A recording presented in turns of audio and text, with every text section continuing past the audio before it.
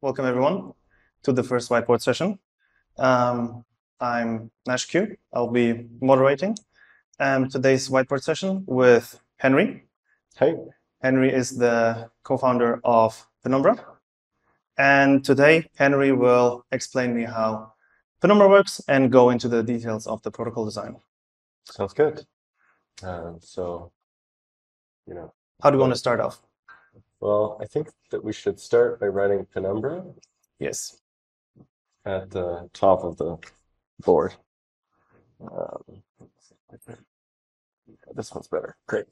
Penumbra is a shielded DEX that is IBC enabled. So you can take any IBC asset, transfer it into Penumbra. It's recorded privately inside of the multi-asset shielded pool, and then you can do trading. So there's on-chain trading, but you can have private strategies.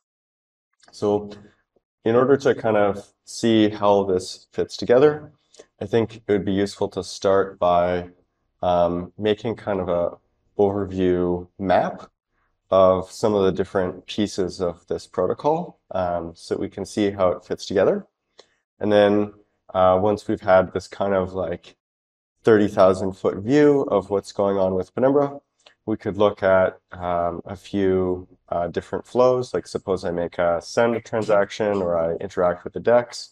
What does that translate to and what data flows between all the different parts of the system? So, all right. Yeah.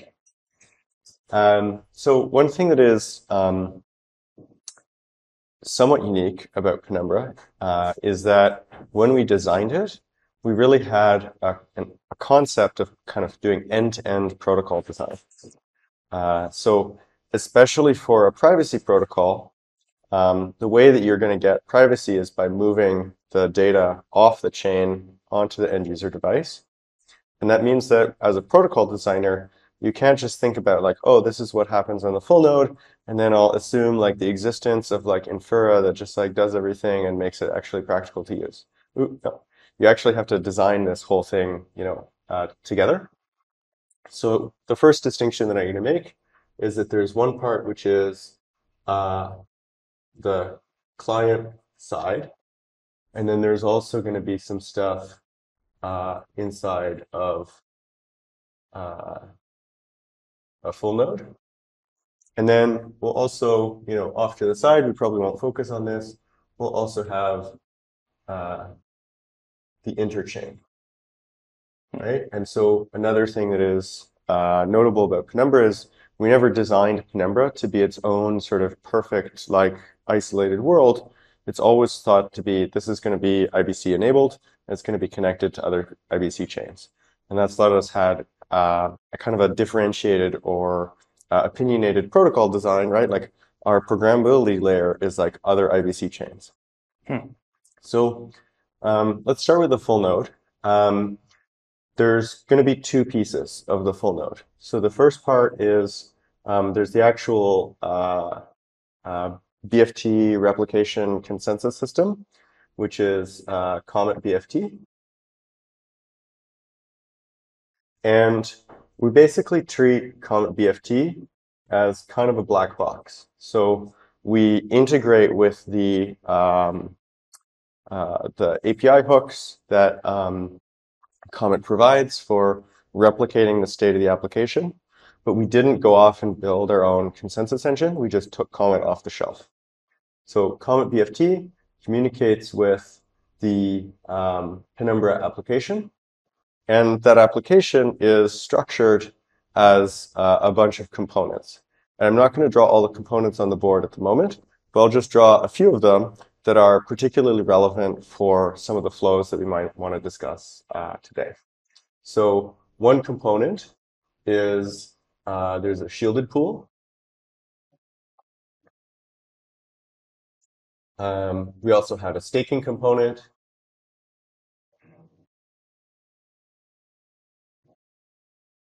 And there's a DEX component. And then, so these I'll draw kind of as like boxes that are next to each other. And then there's two other components that I'll draw, one on the top and one on the bottom, and we'll see why in a second. Well, maybe in a few minutes. One is called the state commitment tree.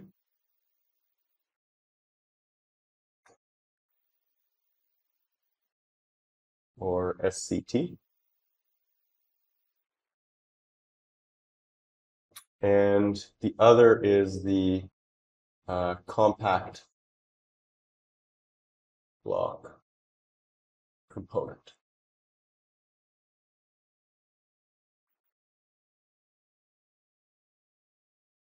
Cool.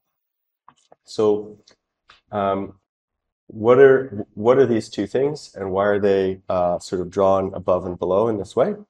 The state commitment tree is a tree of all of the commitments to private state.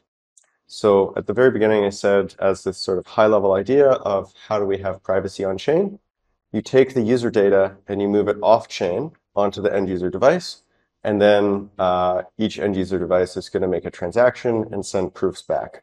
And we'll see that flow in a few minutes. But the state commitment tree is a component of the Penumbra application that manages all of the different opaque commitments to state fragments that are created by end users. The second piece that I've drawn here, that's sort of underlying in the sense that all of these different application level components, anytime they need to interact with any user per user state, they're not actually going to see that state directly, but they might want to be either adding new commitments to new states to this SCT, or they are going to be verifying proofs that like this state was previously validly included in the tree. The second piece that I've drawn that was kind of overarching is the compact block component. And this is a really like cool and underappreciated part of the Penumbra design. One of the things that we did very early on in the design process for Penumbra was to conceptualize it as we need to have a client protocol that's built in kind of from day one, right? So you can't just assume every user is going to be running a full node, right? Obviously, it should be as easy to run a full node as possible, but you want all of the clients to be able to synchronize their private state very efficiently. And so you have to think about that from the beginning. And what we did was we built a second data structure called a compact block, which is basically a minified version of the block data that has just the smallest possible subset of information that a client would need to be able to synchronize its own private state. So it doesn't include all the proofs or all the IBC packets or whatever, but it just has like, here's the like encrypted payloads that were added, and here are the pieces that were spent. So Penumbra knows which client needs what packages. So it's actually the opposite. It's that every client is going to be downloading this stream of, if you imagine, okay, imagine I have a full node, right? And I stand up my full node, and now it's going to be synchronizing with the network. Yeah. It's going to download all the blocks, and assuming you use the blocks to, it's going to apply each of the blocks in turn, and that'll build up a materialized copy of like, okay, here's what the chain state is. Yeah. What we've built with the compact block system and the Penumbra client protocol is basically an ultralight version of that process that can be restricted to just that one wallet's account data. So when you start up your client, and I'll draw some boxes here in a sec, it's going to synchronize by going to an RPC, and instead of downloading all of the full blocks, which are potentially big, bandwidth heavy, etc., it's going to stream these minified compact blocks. Okay. And as it is scanning through those, it'll look to see, is any data that is in these compact blocks relevant to me? And if so, then it saves it. Otherwise, it discards it. And that whole software stack is kind of optimized around the idea that like you're going to want to discard as much as possible, as fast as possible, because your goal is to only synchronize this like minimal subset of your own data. Oh, so the RPC doesn't know which packages are exactly for the client. Ah, okay. Is it like a header with the citers for Column 15? No, because there's actually an interesting point. So, or there's a kind of interesting conceptual distinction here. So thanks. A lot of the time when people talk about light clients, what they're trying to do is get a sort of a trust story, right? Like I want to be able to do this like header only verification so I can get a root. Um, in our case, though, we're less concerned about the trust and the integrity and more concerned about the privacy and the data access. So it's not that that we're having the compact block data when it's processed by the client, it's not actually verified. So you're still going to trust the RPC for integrity, but you're not going to be revealing like here's exactly which data is relevant to me. So you preserve privacy. So maybe it's actually, we should look into how does this work on the client side. I'll draw an arrow, right? Because these are going to be streamed. That's not an ad.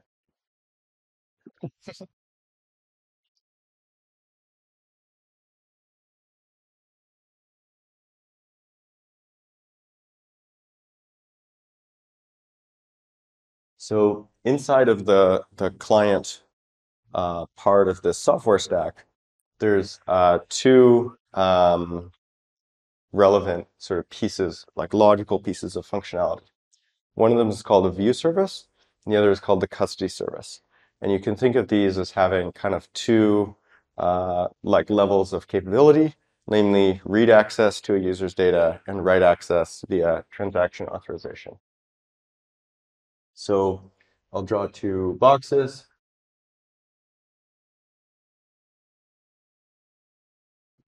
View service, and a little later down, there's like a custody service.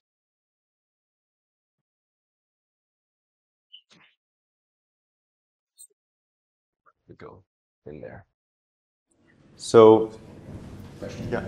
Just to go back to the previous point for the Yeah. streaming and minimizing the amount of data, I'm assuming that what you'll do is you'll pin to get the compound blocks. You'll have like blocks 1 to 10. You're going through and you're potentially decrypting or using views to see, okay, this is my data. And let's say you have blocks 1, 5, and 10, which are yours. You don't want any of the other blocks. So I'm also wondering, do you store anything except the latest compound block? Because I would assume maybe you try and do something to store like a summation of everything that's happened. So you store the most minimum amount of data, or do you store every single block that you have for that particular user? So then you have a little bit more data than just a summary. So on the full node, it's going to store an archive of all of the compact blocks that have been produced so that they can be streamed across. And then on the client, none of the compact blocks are stored. So they're going to be processed and used to build up a view of what that user's state is. So it actually might be, before we get into like, I'll give kind of an overview and then we'll jump to sort of a conceptual view of like, okay, how does a shielded transaction work? So what this view service is primarily responsible for tracking and maintaining is, let's say, three things. The first is what is the set of notes that are controlled by this wallet? So as I'll explain in a minute, a note is basically like the sort of base unit of value. You can think of it as being like a shielded UTXO, but like maybe without all of the Bitcoin baggage that comes with that word. And it also has to synchronize a filtered copy or a filtered instance of the state commitment tree. And that's also a kind of interesting point that I'll get to in a sec. And then the third thing that it has is other transaction metadata. So by default, the view service, if it detects that there's a transaction that's relevant to you, it'll go download it, save it locally, and then you just have it forever. And that way, when you want to query your own transactions, They're all just locally there on your own device, and you don't have to leak information to some network service. This custody service just has signing fees. So before kind of filling in the rest of these boxes, it might be useful to have a bit of a kind of brief intermission about what is the kind of basic state model for a like Zcash derived shielded chain. And in particular, what is a node? So I'll go over here and then do like a little sidebar for what is a node? And the answer is in Penumbra, this is like the base. I'll switch slides a little bit. This is the like base unit of state or of user state. And it consists of three things. There's an amount, which is a 128-bit integer. And there's an asset ID, which is it's a random field element. So I'll put a FQ element. This is going to be like the hash of some asset metadata or something. And finally, it has a control address. So you can think of this as being a typed value plus a capability that gets to control when it is spent. And this data of a node has two associated, let's say, commitments. So if I have a node, there are two identifiers for a node. The first is there's a node commitment, and this is just a hash of the node.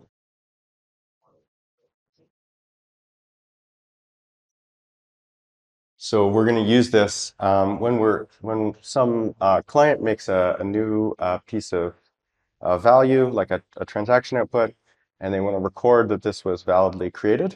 They're going to take the node, hash it to form the node commitment, and then that will get included in this state commitment tree. We have, it's called the state commitment tree rather than a note commitment tree because technically you can have other kinds of state fragments, but this is the one that is like used for most data. The second piece of, the second kind of identifier for the node is a piece of data called the nullifier. And the way to think about this is that it is a keyed hash of the note commitment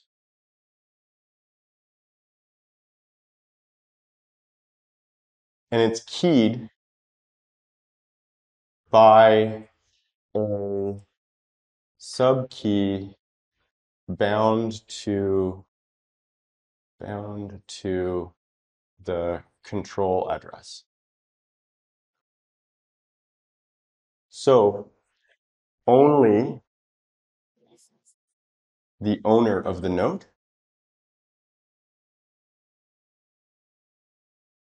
can compute this nullifier.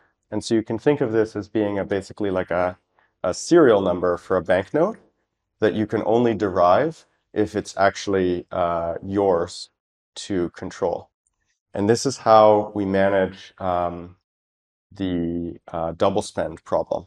So when you want to spend a note, the way that you prevent yourself from spending the note in the future is you're going to publish the nullifier for that note, and you're going to prove that that nullifier was correctly derived for that specific note contents.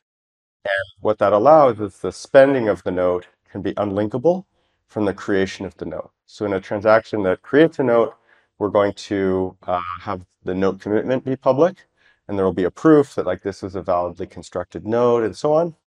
And later, when someone wants to spend it, they're going to privately derive this serial number for the note and then reveal that as part of their transaction.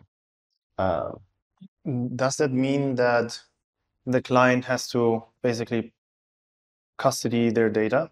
Otherwise, it would be gone forever? Yes. So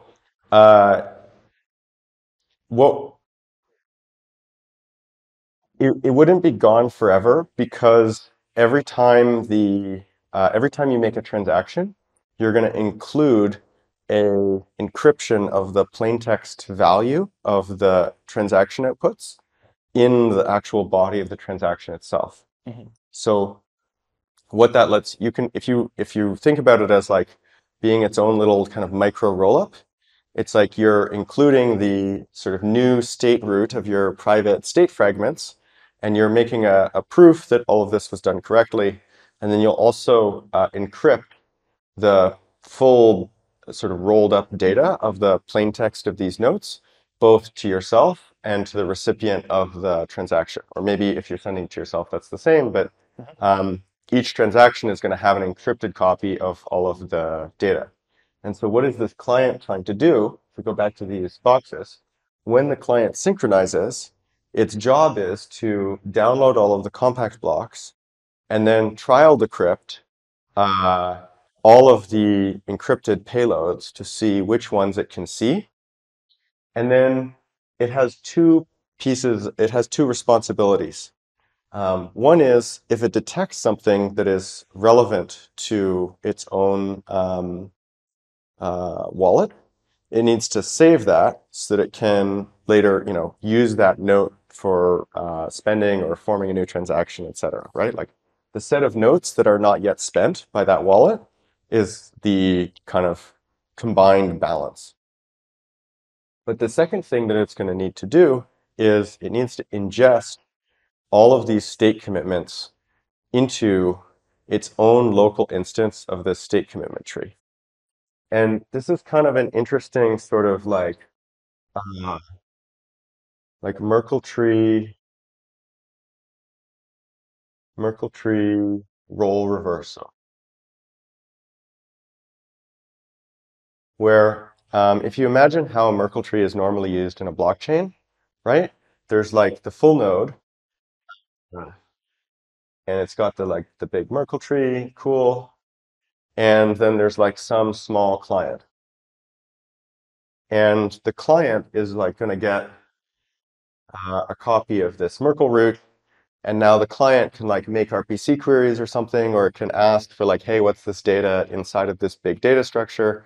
And I'm going to use my small authenticator, namely the Merkle root, to be able to verify the answers to queries on this big data set that I'm not storing locally. But now think about what's going to happen when we're making a shielded chain and we're using a Merkle tree to store all of the private state that is held by individual clients. In this case, we're going to have a it's Lurky's eraser. In that case, right, so I'll just put a little bracket here, which is like a normal or transparent chain. So this is like big, and that is small. On a shielded chain, we have a different situation because each client is trying to prove to the chain, hey, I have this piece of data that is validly included in the chain state, but I don't want to reveal like which specific transaction output I'm trying to spend. And now that means that it's actually the client that needs to be making the proofs about this Merkle tree and sending those to the server.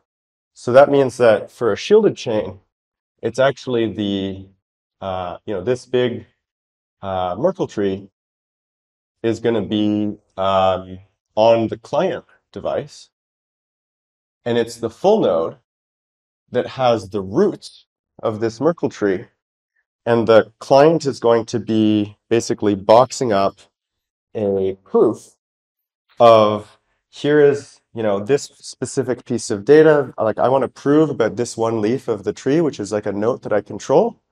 And so I'll make some kind of like auth path, and I'll bundle that up into a proof, and I'll send that off to you, and then you can verify it.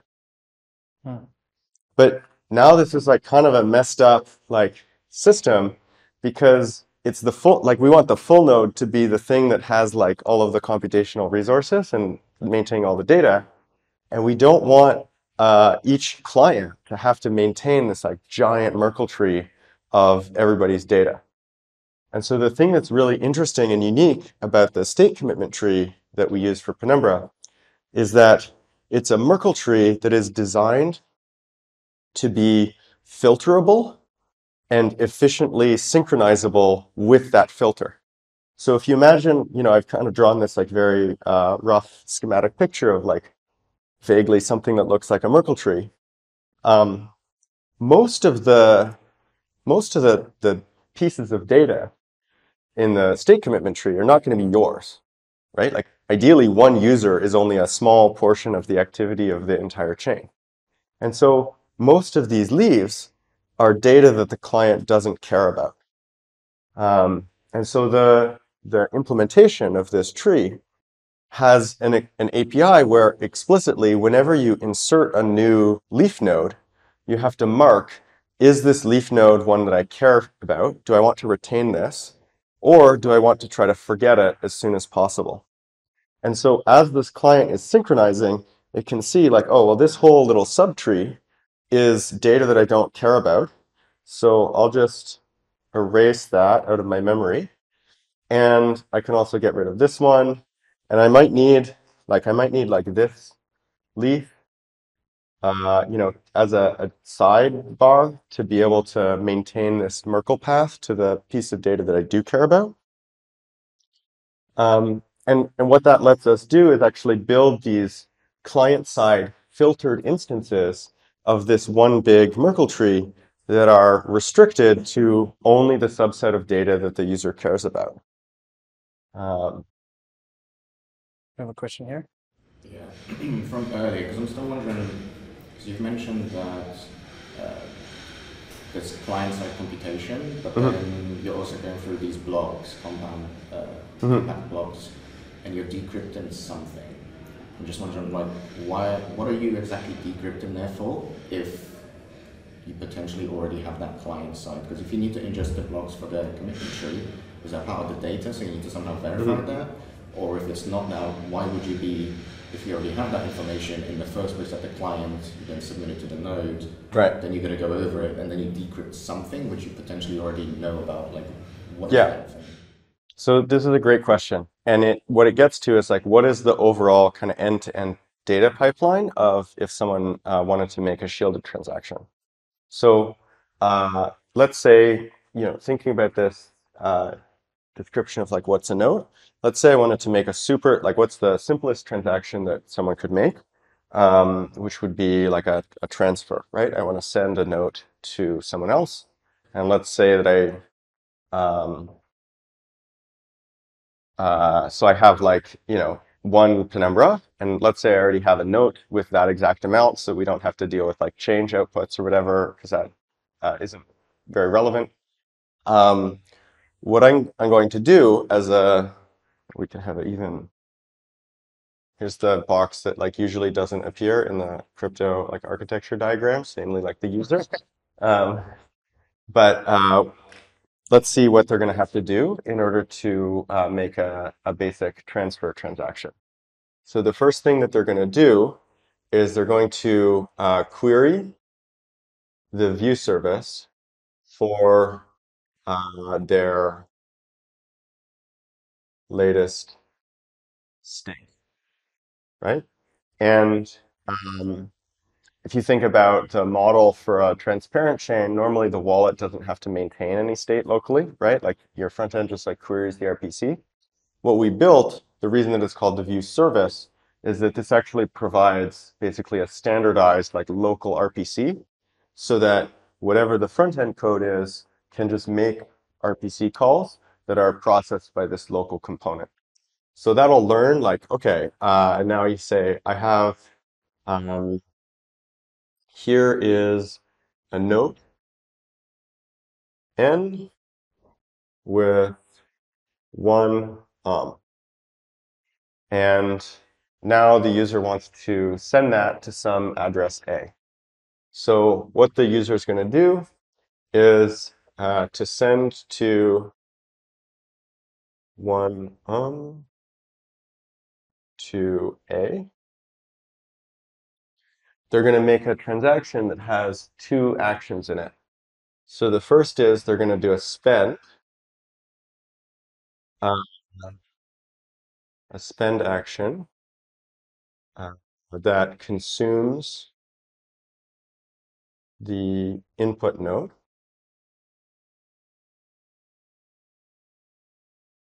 And then they're going to create a new node using an output action. Produces node controlled by A. And it's also going to have an encryption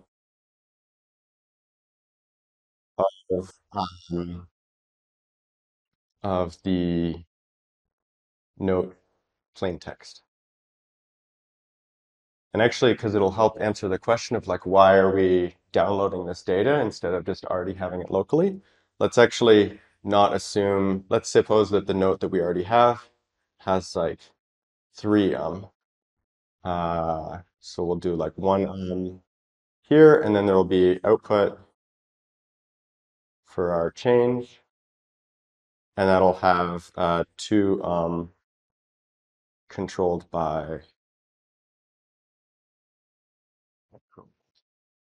the user.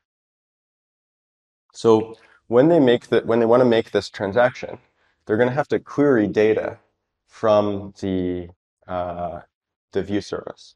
And the data that they're going to have to query to build these this spend action is they need to get what's called an auth path. So in order to make this proof that I, as this user, control this 3 node, I need to get a set of values for this Merkle tree that I can hash together and end up with the root of the tree. And that needs to be a recent root because I want to be indistinguishable from all of the other users of the chain. So I want to say, basically, here's a node. It was created at some point in the past, but I'm not going to compromise my privacy by revealing which one. And I can do that if I have access to this view service, because the view service has synchronized an updated sort of version of the state commitment tree that has all of the nodes included in it. And I've retained, here's the data needed to do these inclusion proofs. Is the filter tree updated every time a new compound block is used? Exactly. And how quickly these compound blocks are? So there's one compact block per block. So the block time is like 5 seconds. So every 5 seconds, there's a new batch of transaction activity on chain, and that gets merged into the client's state commitment tree. And compound block contains everything that needs to be to update the Yeah, it has the minimal data that a client needs to update. And the intuition that you should have here is, if you think of a Merkle tree for a ZK proof as being like an accumulator structure, like I want to be able to prove that something is part of this set, like the updating and synchronizing the SDT instance is how that user's anonymity set expands to include other users' transactions. Like when there's a block, the compact block is sent out to the client and I hash in these new commitments. Now, when I make a proof, I'm going to be making a proof that is with an anonymity set that includes those new other people's transaction outputs. So they'll get all this data required to make the transaction, and all of this will be assembled into a bundle of data called a transaction plan. And this is basically a deterministic bundle of all of the data that will be used when we're going to be building the transaction. And this transaction plan gets sent off to the custody service for authorization. And then hopefully we'll get back some signatures. Because the transaction plan has this fully deterministic bundle of all of the data that's going to be used to build the transaction, this custody service can present a comprehended, like rendered view of this is exactly what the transaction is going to do. So we don't have to do just this like blind signing. If you think about like how would you sign a shielded transaction, you really need to know what you're signing, hopefully. But if the transaction is shielded and opaque, like how would you know what you're doing? And our solution for that is you don't actually sign the transaction once it's built. Rather, you can reduce the signatures using this plain text transaction plan. And that way the custodian, this is a kind of pluggable service, so it could be your browser extensions pop up, it could be a hardware wallet, it could be a third-party custodian, it could be a multi-sig committee, whatever. They have this full plan that they can inspect and decide whether or not to sign. Now, this transaction is going to be built. So we'll do the ZK proofs that say all of these, this new note that is produced by this action, but is not, the plain text isn't there. We're going to have a proof that says that was actually validly included. And this transaction will get, so we'll build the transaction, and then this is going to get sent out to Comet BFT. And maybe I'll just expand this like diagram here and make like a cool like pentagram of all of the nodes, right? And so we'll think of like this as being one instance of a node on the Penumbra network. So this transaction that gets built, it'll get sent to Comet. Comet will first send this to the application for check-TX, which is how the application decides, like, is this transaction valid? We'll assume that it was verified. Comet will then broadcast this through the network. And, we only have one of these, but let's assume that there's like, different nodes or whatever.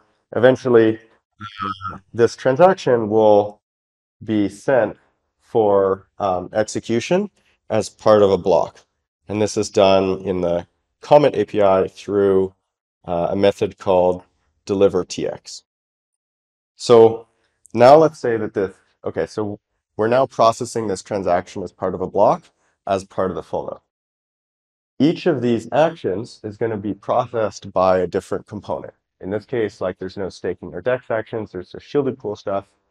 What is this? This will go to the shielded pool, and now what happens, right? So remember that we have one spend and two output actions. So for the spend action, I'll cut inline. So let's see what happens when we process the spend action.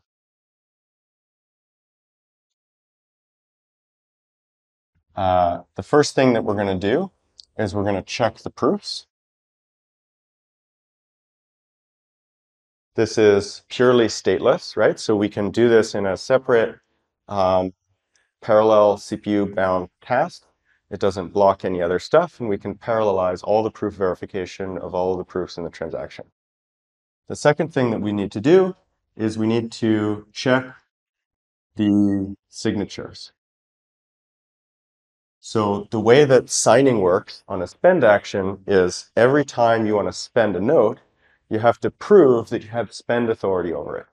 And the way that you do that is you prove this address that is part of the note has an associated spend key, which is not publicly known, but you can make a ZK proof of like, this is the correct derivation or linking of the spend key for this control address.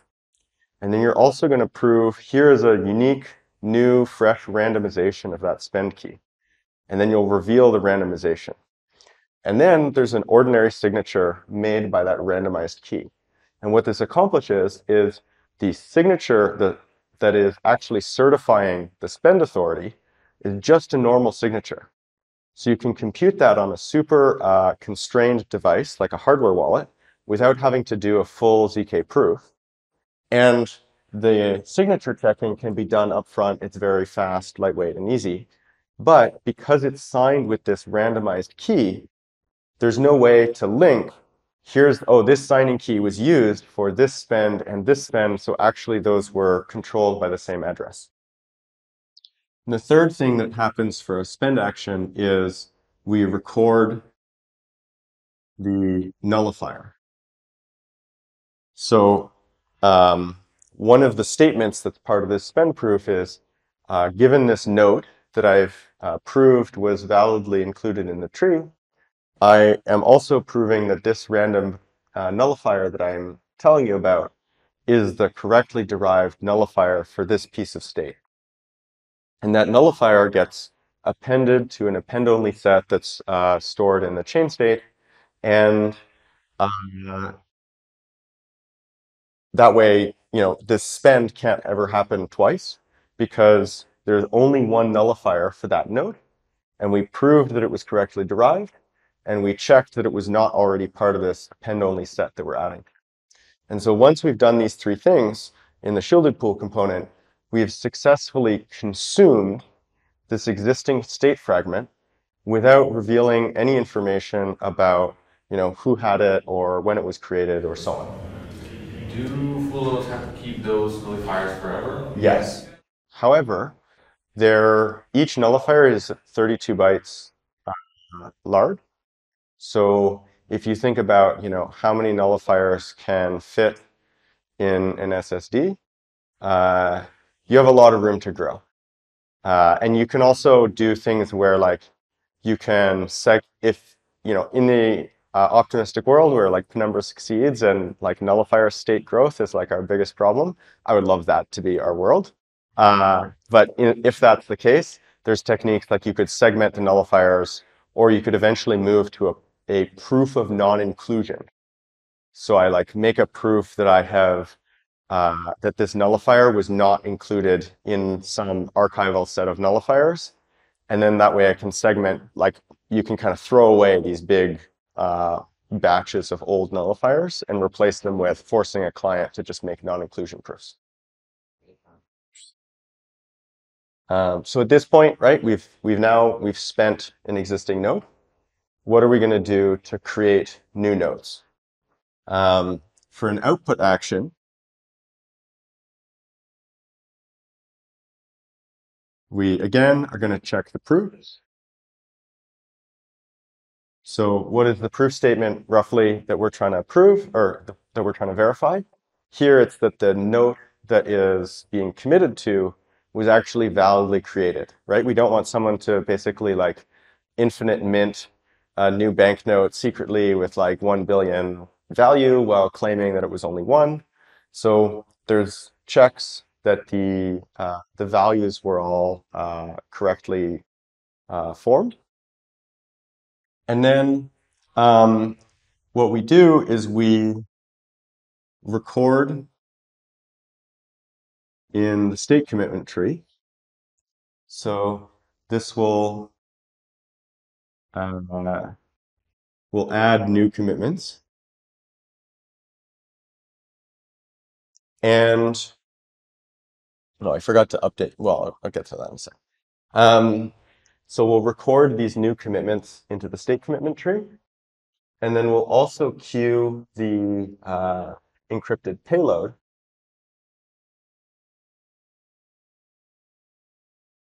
to this compact block component. So as part of this output action over here, we produced this encryption of the note plain text. In Penumbra, we refer to this as a state payload. And that payload is going to be copied or sent over to the compact block component for inclusion in the compact block. A piece of this spend action that I forgot to mention is that we'll also be sending over the nullifier so that that can be included. So when we add a new node, there's verification that it was done correctly. It's added to the state commitment tree, and the payload ends up in the compact block. And now let's say that this transaction was included in the block. We're kind of finalizing it, and we're going to send it back to a client. This data will come back here, and our client is going to scan through the set of payloads in the compact block. It'll detect that the newly created note payload is visible to the user, and it'll also see the nullifier that it spent and mark the previous note as being consumed. And so this is like kind of a long-winded answer, but the answer to the original question of why is there scanning when I, in principle over here could already know about this, is that we intentionally made it so the right path for the view service data runs through the chain and the consensus mechanism.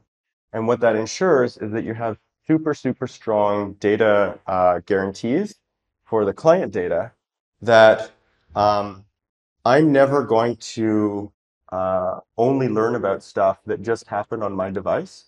Like suppose, this is my one laptop, and then over here I have my other laptop. How is my other laptop going to learn about the transaction that I made here?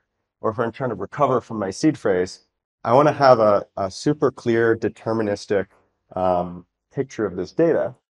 And it also provides strong guarantees against hardware failure, right? Imagine what happens if I make this transaction, but I didn't properly locally record my output note. Then I would learn that my previous note was spent, but I would never get my chain, and it would effectively be burned just because my computer crashed along the way. When you're trying to do something like recover from seed phrase, do you have to replay all the compact blocks, or is there some kind of fast pass from the Merkle tree? Yeah, so you do have to replay all the compact blocks for now, but there is a fast path on the Merkle tree. And the fast path is that this, the structure of our snark-friendly tree, I think we're about to be wrapped up, so I'll just do it quickly. But the structure of the Merkle tree that we have is that it's basically this tree of quad trees. And so we have one that is per block, and then we have one that's per epoch, and then the global one we call eternity. But the cool advantage of this is, let's say that I'm streaming these compact blocks. In this case, there was something that we did, but the average case is that most of the activity is not yours, and there's no relevant data in the block. What we do is we include this intermediate node in the data in the compact block. And so if your client does this trial decryption, which is symmetric crypto, it's like normal crypto, so it's very fast, and it can be done in parallel. But if you detect nothing, then instead of having to hash everybody else's data and ingest it, you can do this fast forwarding filter where instead of inserting and then deleting, you just insert that block level root and then fast forward over everybody else's stuff. Okay, great. I think we're going to wrap up. Thank you so much for being here. For the viewers, where can they find out more about Penumbra and how to interact with it?